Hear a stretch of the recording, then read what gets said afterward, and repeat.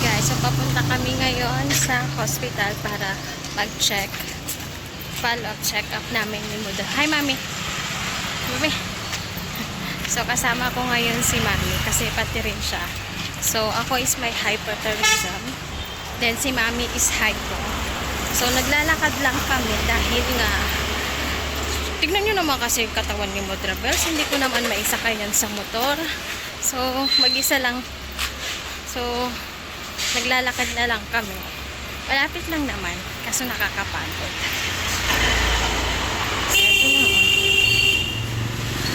So, sa first floor, ayan o, dyan kami pupunta. Yan, dito na kami sa highway. Then dito, akit lang kami, then doon na. Then pagpapasok ka dito is dapat iiwan yung tsinelas. Iwan lang natin. Then si Mami na ang makikipag-usap. Hello, Mami. Nanti dia 500 ni Laviti. Katla, Mami? 20 peso. 20? Siya? Pula? Lati.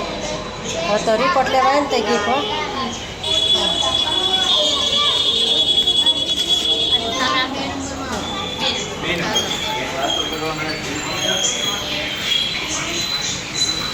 So guys, may bangga. Hihingi sana kami kaso walang tao. Then sino ang aakit sa taas?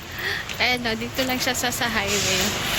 Ay, actually, sa kakilat kay patang ayun na. Haha. Ayan siya guys. So, mga malilit lang. Pero, hindi siya kalasan ng mangga natin sa Pilipinas. So, papauwi na kami. Ayan. Hi, Mami. Cherry tika. So, papauwi na kami ni Mami. Tapos na, ganun lang kapilis kasi hindi naman traffic. So, nagbubukas siya ng alas 10. So, bago mag alas 10, naglalakad na kami ni Mami. Then, hinihintay kasi namin si Papa. Kaso, ang tagal niya. Kaya nag-decide na lang kami maglakad. Okay na rin yung para naman na maarawan ng konti. Then, galaw-galaw ng konti. Where's Hiran? Mommy, they did not do to her because she drink chai in the morning. So only me. Why drinking? Only pani. So si Mami hindi nakapag-report, hindi siya kinuhanan ng dugo kasi nga uminom siya ng tea kaninang umaga. So ako is kahit na tubig, hindi ako uminom. So hindi si Mami. Then kagabi lang, kaninang umaga, nagulat na lang ako. Eto, habang nagwawalis ako, may bagong tanim. So, sila Mami at saka si Papa pumunta kahapon sa kasalan. So, eto, oh, may tinanim na malunggay. Diba? Then, eto naman, kamusta na yung bougainvillea ko. Eto, parang hindi naman siya lumalaki ay. Parang nagmana naman ata dun sa nagtanim. Ayan. So, eto na yung bagong malunggay ko. So, dahil sa akin, nagtanim sila ng malunggay. Then, dahil may dahon din ng malunggay, magluluto ako ng munggo, Filipino food. Ayan. Eto sila, busy. Ayan. So, ako naman is magluluto. Pero, kaya sa kusina. So, ang nangyari kay Mami is, uminom siya ng tea kaninang umaga. Then, bawal pala. So, ako naman is from kagabi, hindi na ako kumain. Pati na tubig, din na rin ako uminom. So, para hindi ako ulit, para hindi ako pabalik-balik sa hospital. So, ngayon naman is magluluto ako ng munggo ng walang sahog. Kasi si Mami tsaka si Papa is may kinuhang dahon ng... So, eto yung itsura niya guys. So, bago masira, lutuin na natin. Hindi ko rin alam. Basta yan ang lulutuin ko. Then, eto ngayon yung laman ng ref namin. Oh, di ba? May strawberry pa, maliliit. Alam nyo ba, napakamura lang yan. Bali, 2 kilo is 100 rupees lang siya. Ayan. Then, eto, nag-isip ako kung ano idadagdag ko dun sa ulam namin. Balan dito ako ngayon sa kusina tsaka sala namin. Then 10:27 pa lang, so tatapusin ko muna yung trabaho ko sa baba. Magsasampay muna ako. So tara. Eto guys, priniprito ko muna yung patatas. Then itong carrots ang susunod. Then si Nayan. Hi Nayan. Hi. What do you want? Tea. So eto yung gusto niya. Tea, nagluluto muna ako. So kakababa lang niya guys. Kakagising niya lang. So alam niyo naman na nagbabasa siya every night. So, puyat yan. So, hinahayaan ko na lang siya matulog. Then, eto, patapos na. Then, yung isa, munggo. Eto, magfi-Filipino food tayo ngayong araw. Yun yung malunggay. Ayan, guys. Ang messy na naman ng aking kusina. Siyempre, dadamihan natin ng sili yan. Eto, kulang sili. Then, eto rin, pang salad. Tawag nito, hindi yan mawawala pag kakain kami. Yung pritong sili. Alam nyo ba, kakaiba kami magluto ng rice dito. Bali, pinapakuluan lang namin yung rice, then sinasala. So, eto ay para sa rice. Nagpapakulo muna ako ng tubig. Then, eto yung bigas namin. So, di ba? Nakakamiss yung mag 2 years na akong ganito yung rice na kinakain ko, nilaga. Then, sasalain. Then, tignan nyo naman, oh. Diba? Ang arty-arty lang yan. Bulaklak. Then, etong mga ganito, yung pinagtanggalan ko sa paghugis ng bulaklak. So, ibibigay natin kay Nayan. Ayan lang, guys. Then, so, habang nagluluto ako, umiinom ako ng tea. So, inom lang muna. Ala! Ano yun? Meron pa.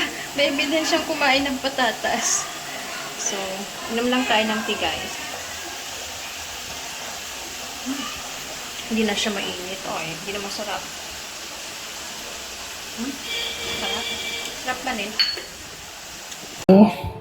Why did you finish all na? It's just less unbelievable.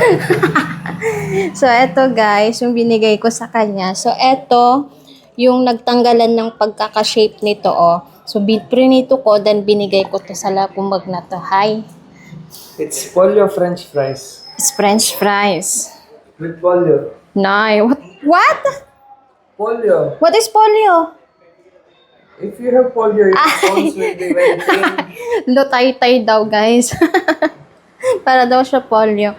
So, eto. Ang sarap. Update sa rice. Sorry guys, kumakain ako. So, eto, pinapakuluan ko lang. Then, tignan nyo naman kung gaano kadami yung aking sili nilalagay. Actually, kulang pa nga yan, Kaso dahil ako ang nagluluto, medyo nilelesen ko. Then, eto, ready na rin. Kapag magpriprito kayo ng carrots, wag nyong prituhin ng todo-todo para hindi siya maging parang jultay-tay na siya. So, eto, okay lang siya, crunchy. O, diba, ang arty-arty lang talaga. So, magigisa na tayo, pero eto, ikakat ko muna. Then, update sa munggo, di ba? Ang kalat ng kusina ay pag ako nagluluto. Ayan, Filipino food tayo ngayong araw. So, eto is pinaka-soup, munggo. So, lalagyan ko lang siya ng malunggay. Ayun, pinatungan ko na ng kung ano-ano. Okay lang yan kasi hugasan ko naman. So, tara, magigisa na tayo. Ayun, sinayan, Dito kami kumakain, guys. Nakasalakpak lang kami dyan sa sahig. So guys, bago ata ako makaluto, ubos na yung patatas na prinito ko. Nayan, 5 only, right? 1, 2, 3, 4, 5. Eto guys, pinili ko yung maliliit. I count 5. Good, you will not complain anything? Diba? So, gigisa lang natin. Ang anghang, guys. Then, yung rice, patapos na din.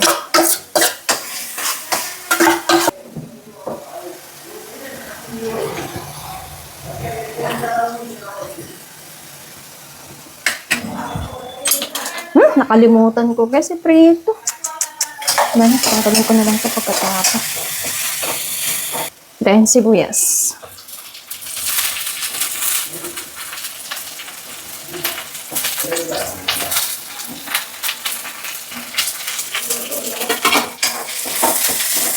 Ito yung gagamitin kong pansala sa rice. So, always natin i-check baka lutong-luto na overcook. Hindi naman na siya masarap kapag overcook.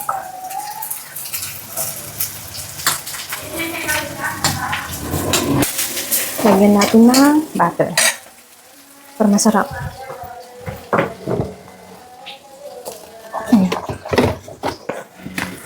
So, may butter pa akong natira. Silalagay ko na lang ito lahat. Ayan. Then, isunod ko na to. Cauliflower. Pag ganitong mga ulam namin, dami sila kumain, guys. Huwag na kayo magtaka. Halata naman sa mga katawan niyo. Patay na. Kaya hindi. Kaya gusto. Baka maintindihan ako ay. Bali, wag nyo lang isumbong.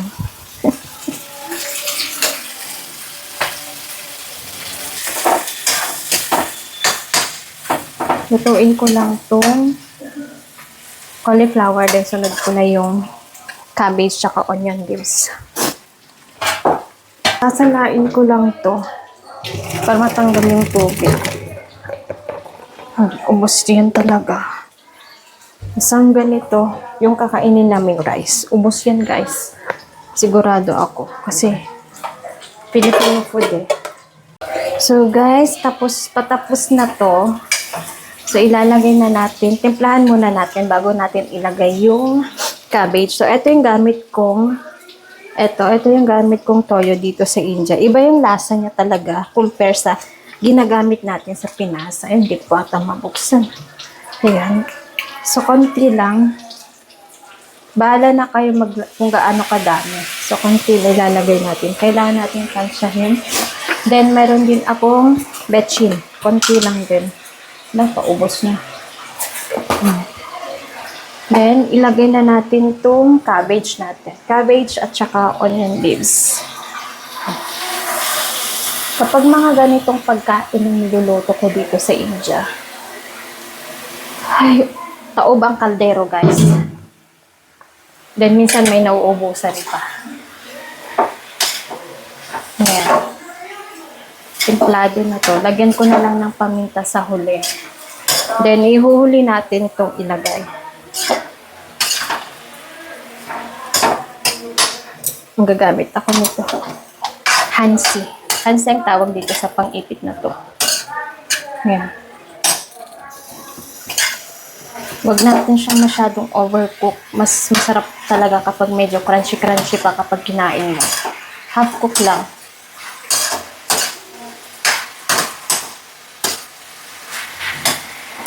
Okay, lagay na natin ito para malagyan siya ng toyo ng konti. Yan. Yung hugas na yan.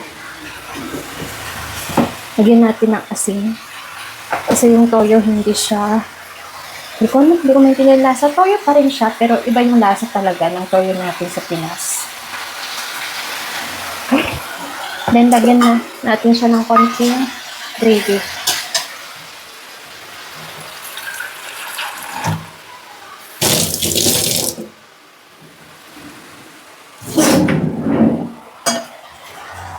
So, isang cup ng tubig lang yung ilalagay ko kasi yung isa naghahanap ng sabaw. Then, may cornstarch na din to. Kayo na lang bahalang mag-adjust kung gaano kalapot yung gusto nyo.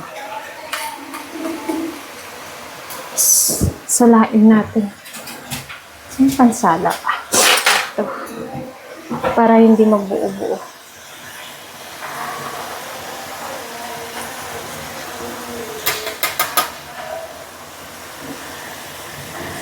Okay.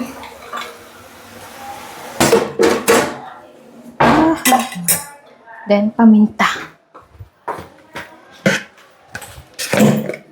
Lakasan na natin.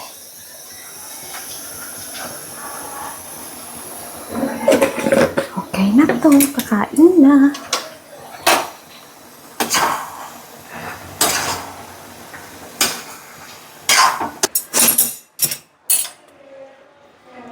Tikman natin.